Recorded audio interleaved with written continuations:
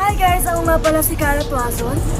Lauren Monteya, Angel May Chua, Kian Bernardo, Sheila Agustin, at kami ang Ilocano Defenders Influencers. So ngayon guys, mag-vlog kami about sa... May target kaming 2 tao or 3 tao na tatanungin about sa paglalaglag ng bata. So ngayon guys, mag-iwalay-walay na kami and... Ano ginagawa natin? Let's go! Mag-iwalay-walay na kami, maghahanap kami. Dito kami sa side na to, dito kami maghahanap ng mga target namin na tao para itanong kung yung mga tanong namin. So ayun, samahan nyo kami maghanap ng mga tao na sasagot sa mga tanong. Ayan sila guys, gusto ko pumunta. Tayo, maghanap ko tayo na natatanong. So kasama ko pala si Lauren guys. Habang nagtatanong tayo, chika-chika muna tayo. So feeling ko ang magandang target dito is babae since yung topic is abortion. And mas maganda ditong target natin is yung mga teenage, no? So ayun guys, sa sobrang tagal namin naglalakad, ngayon pa lang kami nakakita ng unang tao na matatanong namin ng mga gusto lang namin marinig yung opinion or sagot nyo po sa tanong po namin. So, hello po ate, kami po pala yung Ilocano Defenders Influencer po. Ilocano Defenders, isa po sila sa tatakbo sa halalan. Ang isa po sa advocacy po nila is yung maibalik yung 18 years old na pagpayag sa kababaihan na makipagtalik. Kasi sa ngayon, napapayagan yung mga 12 years old, diba? So, parang ang gusto nilang ipatupad once na nanalo sila is maibalik yung 18 years old consent para makipagtalik yung isang babae. So, ngayon naman po, ibang topic naman po yung itatanong namin. So, ito po yung tanong. Ito po yung unang tanong. Sa tanan ng buhay mo, naisipan mo na ba ang mag-abort or sa pag-abort ng partner mo? Hindi. Para sa akin, hindi masamang mag-abortion. Kasi mas maganda pa rin na mas okay yung pagiging panganganak mo. Sa pangalawang tanong po, alam mo ba sa ngayon na illegal ang abortion? Sang-ayon ba kayo o hindi napayagan ang legal na pagpapalaglag ng bata o abortion sa ating bansa? Hindi. Bakit po kayo hindi? Napaka-bawal talaga. Opo. Kahit sa akin, hindi talaga ako papayag. Kasi yung pag dumating sa iyo yung isang bagay kagaya niyan, syempre kailangan tanggapin mo na. Kasi blessing yun ng Panginoon. Binigay sa iyo yun eh. Pangatlong tanong po, ano ang mensahe mo sa Ilocano Defenders Party kung manalo ito sa Kongreso? Siguro, kasi may kanya-kanya naman silang dahilan. Kung gusto nilang ganun yung mga situation or mga gusto nilang ipatupad, nasa sa kanila yun. Kasi kanya-kanya tayo ng mga papaparaan or ibig sabihin yung mga bagay na dapat nating tawag doon, ipapanalo or ipaglaban, nasa kanila yun. Kailangan lang natin irespeto kung ano yung gusto nilang ipatupad. So guys, pumayag si ate na ma-interview natin siya kahit saglit. So ate, ano po pangalan ninyo? Melsa Idanaw. Tatanong lang po namin kayo ate, kaming dalawa po ni Lauren. Ang tanong po namin sa inyo ay kung payag po kayo sa paglaglag ng bata. Hindi. So bakit po kayo hindi payag? May masama din eh. Masama. Kapag kayo gumawa ng bata, kailangan nyo ng panindigan yung ganon. Pangit yung talaglag nyo, gagawa kayo sa talaglag nyo. Pangit yun. Sang-ayon po ba kayo o hindi? Payagan na legal na ang pagpapalaglag po sa bata. Papayag po ba kayo? Gagawin daw pong legal ang abortion. So ayun, nakahanap po ulit tayo ng isa pa ulit natin katanungan para malaman po yung opinion niya o sagot niya sa mga katanungan po yung ibigay natin. So hello po kuya, magandang umaga po sa inyo. Kami po yung Ilocano Defenders. So Ilocano Defenders Influencers po. Tapos yung Ilocano Defenders po, isa po sila sa tatakbo sa halalan. So ngayon po, may ilan lang po kaming katanungan sa inyo. Gusto lang po namin malaman yung inyong opinion para sa mga tanong na ito. Number 1. So, ito po yung unang katanungan. Sa tanong ng buhay mo, naisipan mo na ba ang mag-abort or sa pag-abort ng partner mo? Bakit po? Dahil kahit ako mismo, ayoko dyan. Unang-una, labag sa batas ng Diyos, pangalawa sa batas ng tao. At hindi magandang ang halimbawa yan. Dapat bawat isang individual concern sa bagay na yan. Number 2 po, alam mo ba sa ngayon na illegal ang abortion? Sang-ayon ba kayo o hindi? Napayagan ang legal na pagpapalaglag ng bata o abortion dito po sa ating bansa. Noon pa man, bawal na yan. At kahit kailan, kung sa sarili kong opinion, kahit kailan hindi ko pwedeng papayagan. Kung sakaling ako nasa gobyerno, isa sa batas ko yan. Dapat may executive order yung bagay na yan. Ito po yung pangatlong katanungan. Ano ang mensahe mo sa Ilocano Defenders Party List kung manalo ito sa Kongreso? Sana po, kung ano mang mga advokasya nila o adikain, ituloy lang po para sa sambayan ng Pilipino, para sa kapakanan ng nakakarami. Dapat lahat tayo dyan. Ayun, sobrang ganda ng sagot ni Kuya, no? Napaka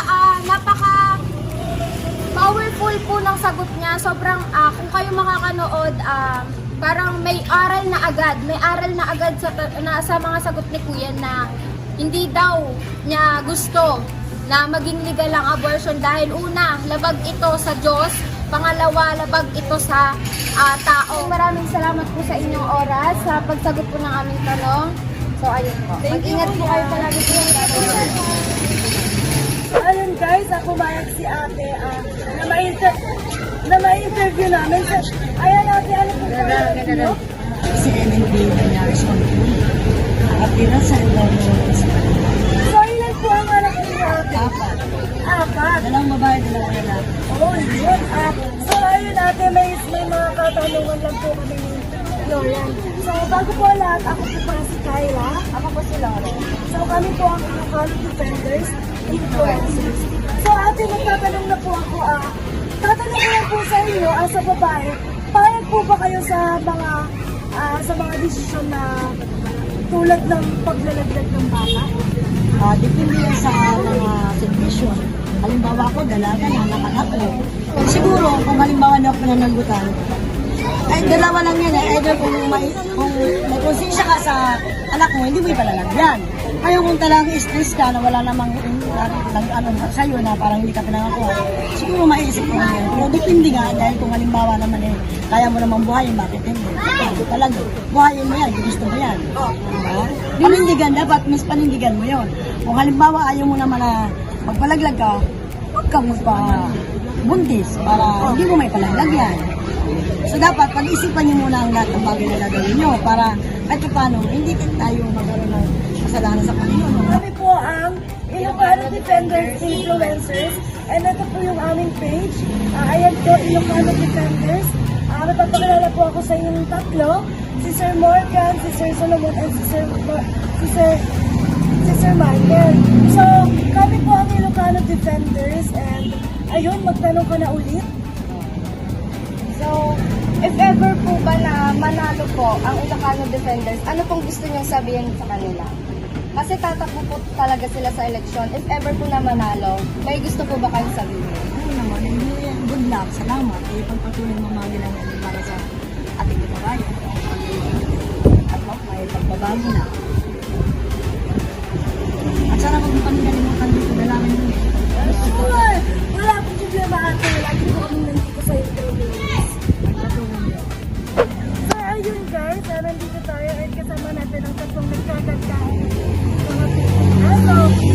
Ay, tatanggalin ko lang yung mask ko guys kasi medyo hindi marinig yung boses ko. And ate, kami po ang influencer na Ilocano Defenders. Ako nga po pala si Kyla. Ako si Lauren. And kaya ate, ano po pangalan mo? I'm Lea. I'm Cristel. Jessie.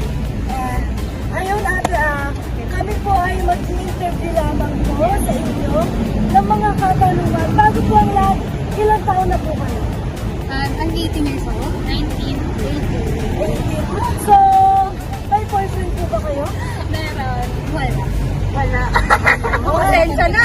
Sorry. Ayun, ako muna po ang magtatanong. Gusto ko lang po marinig ang panig ninyo.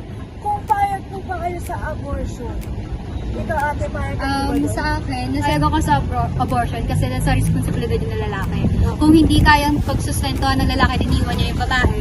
At tapos yung babae hindi kayang sustentuhan yung anak, decision niya yun na magpa-abort. And it takes two to tango. So hindi lang babae ang decision or bakit nabuo yung anak na yun. At saka wag niyo sabihin na sa orphanage na lang, ibigay na lang sa mga LGOs, patulong. Hindi. Ang mga LGOs and orphanage ngayon, puno na at hindi na nila kayang sustentuhan ng mga bata tapos dadagdag ka pa. Kaya kung hindi nyo kaya yung responsibilidad magkaroon ng anak or dumagdag sa populasyon, wag kayo at pwede nyo namang ihinto na lang sa Sayag ako kapag gusto ng babae at saka gusto ng lalaki kasi alam kong commitment yung panganganak and hindi lang iisang magulang dapat yung may responsibilidad dun sa anak and kung suporta yung both families ng magulang, it's either sa kanila na yung talagang responsibility kung gusto nilang magpa-abort or hindi. Sa akin kasi may pros and cons since galing akong Catholic school. So, mahirap siyang sagutin. Pero in my own opinion, payag ako kasi hindi naman din lahat ng babae, parang equal yung mga health. May mga babae na may problem yung sa may ovary nila, sa panganak, sa matres. So, buhay din nila yon and sabi nga nila, mga sinabi nila may mga point din. So, yun lang. Kung ba nasa ngayon, is illegal po talaga yung abortion sa atin. So, payag po ba kayo? Aware po ba kayo? Yeah. So, payag po ba kayo if ever gawing legal yung abortion dito sa bansa? Sa akin, pabor ako na gawing legal yung abortion. Lalo na may mga, kapag naging legal na yan, legalize na yan, magkakaroon ng mga abortion clinic. Mas magiging protektado, mas magiging maayos, mas magiging safe kung paano ma-abort yung baby. So, hindi lang yung basta-basta, hindi din makaka-apekto sa akin. Sakali mong gawing legal yung pagka-abortion kasi it's a woman's right din naman. Pabor din ako sa legal na or kung papagawa din siyang batas kasi yun nga sabi ni Bea, mas magiging safe and mas magiging maayos yung proseso pag nagkaroon ng mga abortion, mga clinical, mga ganun. So ayun, maraming salamat po and sana makita po namin kayo ulit. And ayun, mag-ingat po kayo pala. So ayun guys, sila pala ang mag-jowa. So gusto ko lang matanong sa iyo, if ever na magkaroon kayo ng maling desisyon sa buhay ninyo, if ever si ate hindi pumayag yung magulang niya, takot siya malaman ng magulang niya and ang balak niya, ipapalaglag niya yung bata. Anong masasabi mo dun dito? Sa akin naman, hindi talaga eh. Hindi talaga pabor. So hindi ko talaga kaya. Hindi talaga payag. As long na nabaw na namin, nandoon na yun eh. Kasalanan na namin yun. Gagawa na lang kami ng parang kung paano namin papalakihin yung bata. Tsaka ayun na rin yung magsimula na parang mas lalo kami tumatag. Mas lalong tumatag. Lalong lumakas yung loob namin na iharap sa parents namin na kaya talaga namin dalawa. Yun. Ate, pagbalik tayo naman natin ng sitwasyon. Siya naman ang nagtanong sa'yo na gusto niyang ipalaglag dahil hindi pa siya ready magkapamilya. Well, kasi ako dulas, against talaga ako sa Opo. abortion. Kaya ko na masustentuhan yung sarili ko, di ba? I mean, adult na kasi ako, Opo. di ba? Kaya ko nang magtrabaho, kaya ko namang itaguyan kung kung tatanggihan ko na. And siguro kasi na lang din yan, parang yung guilt mo na lang din sa sarili mo kung magpaparaglag din, di ba? Yung guilt mo na bumuo kayo ng bata, saya naman kayo, dahil lang sa desisyon na ayaw niya is parang ilalagay mo na din yung parang akin na. So, ayun natin, maraming salamat po. And doon naman tayo sa kabilang couple. Hello po. So, ate, gusto ko lang din pong matanong sa inyo na if ever na, ate, ikaw mo natatanong sa kuya. If ever na si madam ay nagkadalang tao, sinabi niya sa'yo, pero hindi siya ready magkaroon ng pamilya, ang balak niya is papalaglag niya yung bata, ano pong magiging decision ninyo? Sa akin, kasi against talaga ako sa ganyan. Pagpatay ng bata na. Kasi hindi naman niya kasalanan yan. So, siyempre, sa part ng family ko, against kami si Bien. Tanggap namin. Dami naman na talabutan kasi sustento. Sa part na ayaw niya, ibigay niya na sa akin yung bata. Ako na lang magpapalang. So ate, pagbalik ta rin naman po natin, siya naman po yung nagsabi sa inyo. May pros and cons in abortion. First na kung paano kapag yung babae is victim of rape. Then pangalawa is kagustuhan naman nila yon, yung sinasabi mo ngayon na siya yung may ayaw na siya may ayaw ng bata ng responsibility. Siguro para sa akin, kaya ko naman buhayin yung bata.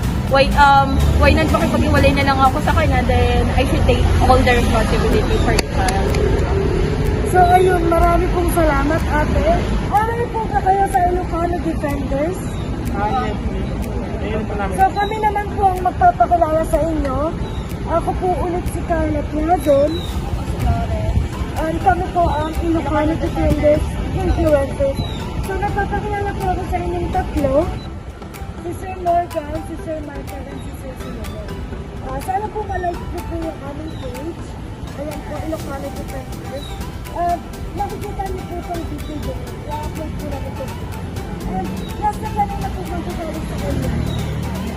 If ever po ba na manalo ang Ilocano Defenders, may mensahe po ba kayo sa kanila? We're looking forward for your team to manalo. Para sa akin, yung yung patuloy na ipaglaban yung karapatan ng mga babae. Then, syempre, hindi rin dapat maging bias when it comes. Yeah. So ayun guys, natapos na namin yung vlog namin ngayong araw and sobrang ganda po ng naging sagot ng mga taong na tinanong po namin. At sana kayong mga nanonood dyan, may napulot po kayong aral sa mga sagot po nila. Again, I'm Angel Mechua, Ian Bernardo. Sheila Agustin. at kami ang Ilocano Defenders Influencers. Thank you guys!